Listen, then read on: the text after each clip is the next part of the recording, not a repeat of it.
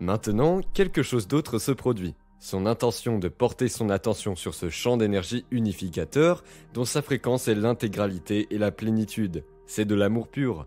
Je suis votre hôte, Dr. Joe Dispenser. Commençons. Disons donc qu'une habitude est quelque chose que vous avez fait tellement de fois que votre corps sait maintenant comment le faire mieux que votre esprit conscient. Le corps a été programmé par répétition, par expérience, par action, pour le savoir mieux que l'esprit conscient. Donc, beaucoup de nos programmes subconscients existent dans ce qu'on appelle le système de mémoire implicite. Et le système de mémoire implicite est aussi appelé système de mémoire non déclarative. Et les mémoires non déclaratives sont des mémoires que vous ne pouvez pas déclarer. En d'autres termes, vous ne pouvez pas vraiment expliquer comment vous faites du vélo, ou comment vous frappez une balle de golf, ou comment vous faites certaines choses que vous avez faites tant de fois. C'est juste que la répétition permet en quelque sorte de les programmer de manière subconsciente. L'un des objectifs de la méditation est donc de pouvoir ralentir les ondes cérébrales, de l'état bêta à un état plus lent, l'état alpha. Et un bêta est celui où la plupart de votre attention est portée sur votre corps, votre environnement et le temps.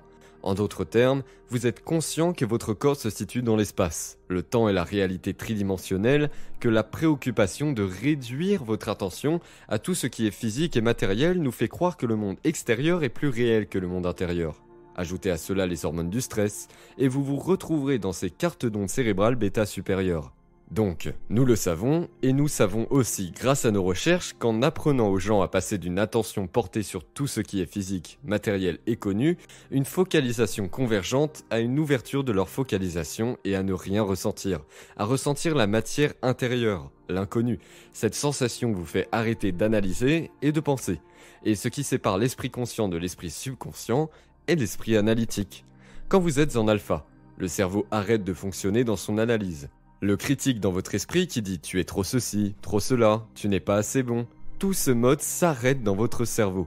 Et en alpha, notre monde intérieur tend à devenir un peu plus réel que le monde extérieur. Et la pensée alpha est l'état créatif. Maintenant, pourquoi est-ce fondamentalement important ? C'est important parce que lorsque vous dépassez l'esprit analytique, vous ne pouvez pas changer un programme subconscient en bêta. Vous êtes séparé du système d'exploitation. C'est comme si votre ordinateur avait un programme qui tourne à vide et que vous lui criez dessus pour lui dire d'arrêter. Vous n'êtes pas dans le système d'exploitation, vous devez donc apprendre à y entrer. Maintenant, il y a de bonnes choses qui ont été programmées aussi bien inconsciemment. Je suis une personne disciplinée, j'aime ça en moi et c'est un bon programme que je nourris. Je travaille à créer ces programmes par la répétition qui me permettent de fonctionner dans mon monde. Beaucoup de gens ont beaucoup de compétences et d'habitudes qui sont vraiment gratifiantes. Mais celles qui ont tendance à avoir les charges émotionnelles les plus élevées, celles que nous avons tendance à faire tellement de fois que nous n'en sommes plus conscients, c'est ça le problème. Nous devons donc devenir conscients de ces programmes inconscients à tel point que nous les arrêtons et devenons si familiers avec eux que nous ne passons pas à l'état inconscient et parlons inconsciemment, agissons inconsciemment, pensons inconsciemment, ressentons inconsciemment. L'inhibition de cela est vraiment ce qui commence à changer notre biologie.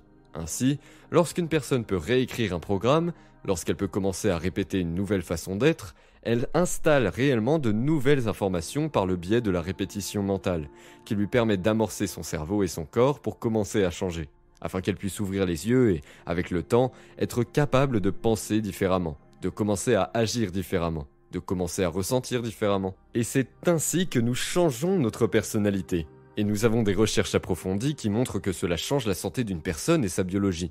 Maintenant, si vous regardez les jeunes, Carl Jung et sa compréhension de l'inconscient collectif, c'est quelque chose de complètement différent.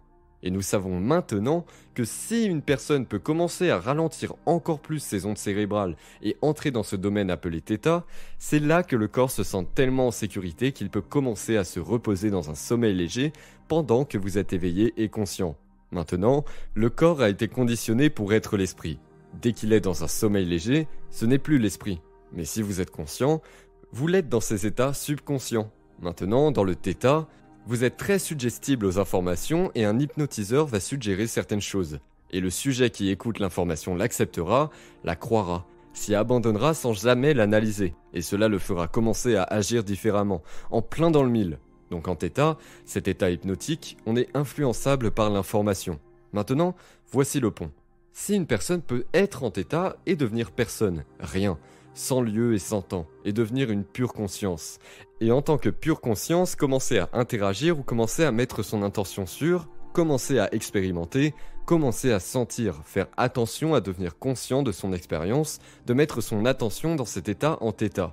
Cela lui fait devenir très suggestible à l'information. Mais rappelez-vous, à ce stade, elle est assise là avec les yeux fermés. Il y a de la musique en fond sonore, elle ne mange pas, ne sent pas, ne goûte pas, ne se lève pas, ne se déplace pas et ne s'occupe pas de son corps. Elle est toujours suggestible à l'information, mais elle ne reçoit pas cette information par ses sens, par cette réalité tridimensionnelle sur laquelle la question est basée.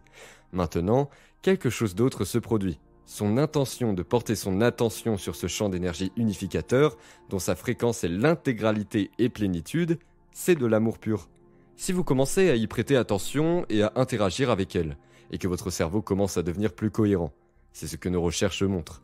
Le cerveau commence maintenant à s'entraîner aux fréquences, et les fréquences transportent des informations, tout comme votre signal Wi-Fi, tout comme une fréquence radio qui transporte des informations sur cette fréquence. Une antenne de télévision capte la fréquence et la transmet en un sens et des informations. Votre cerveau fait exactement la même chose. Et maintenant, vous commencez à vous connecter à cet inconscient collectif, l'inconnu. Le soi inconnu qui est descendu de la source, de la singularité, de l'intégralité, de la plénitude jusqu'à la densité. Nous commençons donc à interagir et à expérimenter des informations qui ne proviennent plus de nos sens. Et cette expérience provoque alors chez la personne un moment transcendantal. Et nous disposons d'excellentes données qui montrent que si l'intérêt de la personne est de se connecter à des informations qu'elle ne connaît pas, d'aller au-delà d'elle-même et de devenir influençable par l'inconscient collectif, où toutes les informations existent, le champ unifié, le champ quantique, les nombreux mondes, les possibilités infinies, la personne commence à vivre une expérience intérieure à partir de cette fréquence qui est transmise, tout comme l'antenne de télévision. En images dans le cerveau qui sont profondément lucides et qui commencent à améliorer le matériel dans le cerveau. Et quand le cerveau commence par l'expérience à avoir ces moments d'intériorité où nous ouvrons les yeux, notre spectre de la réalité s'élargit, nous voyons plus de la réalité.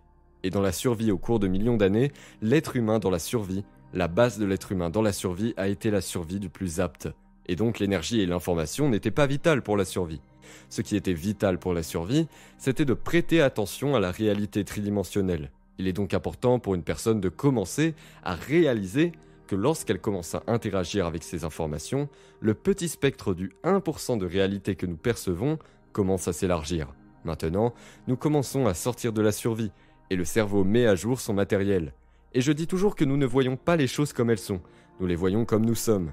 Les étudiants qui participent à ce travail et qui interagissent avec l'inconscient collectif vivent des moments profonds qui les amènent à voir davantage la réalité.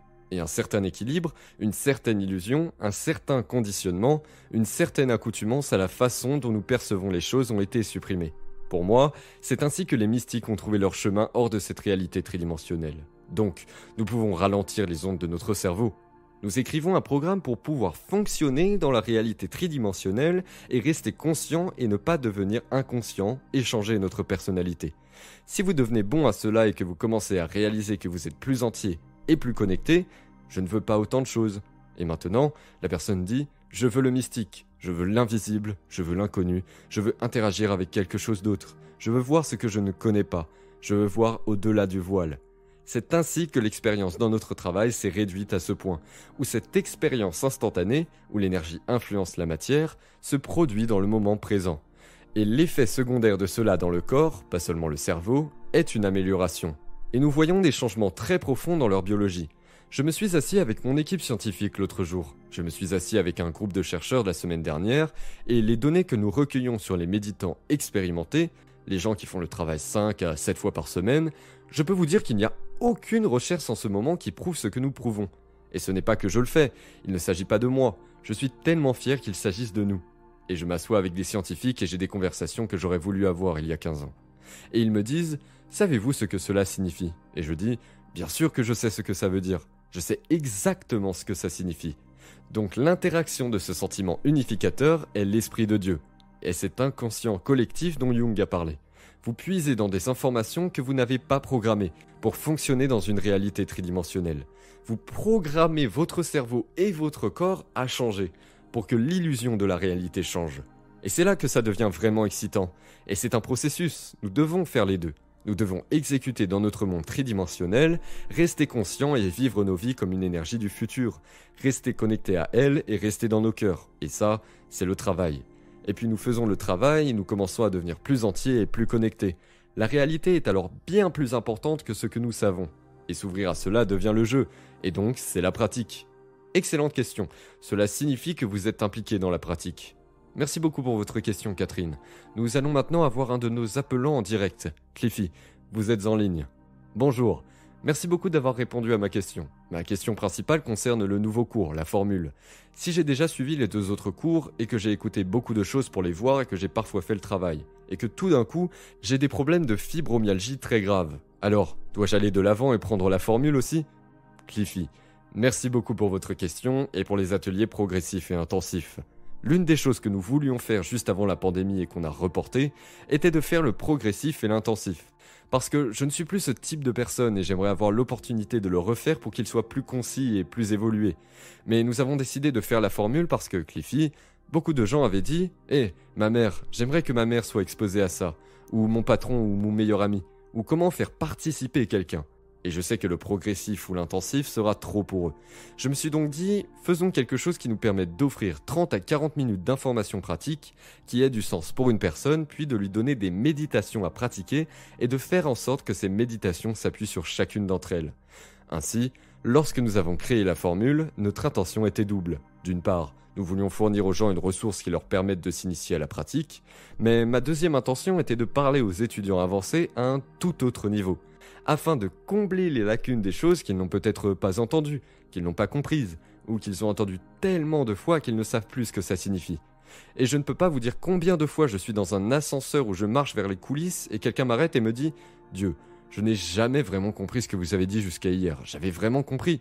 Et pour moi, cela signifie que la personne rencontre la formation à un niveau différent parce qu'elle est différente. Et c'est vraiment important. Je voulais donc m'adresser aux étudiants avancés de manière à ce qu'ils puissent vérifier des éléments pour renouveler leur passion et leur compréhension du quoi et du pourquoi. La simplification est essentielle parce que je vous dis la vérité. Quand je suis perdu, je reviens à l'essentiel. J'écris les pensées, les comportements et les émotions que je vais changer et je reste très conscient d'eux.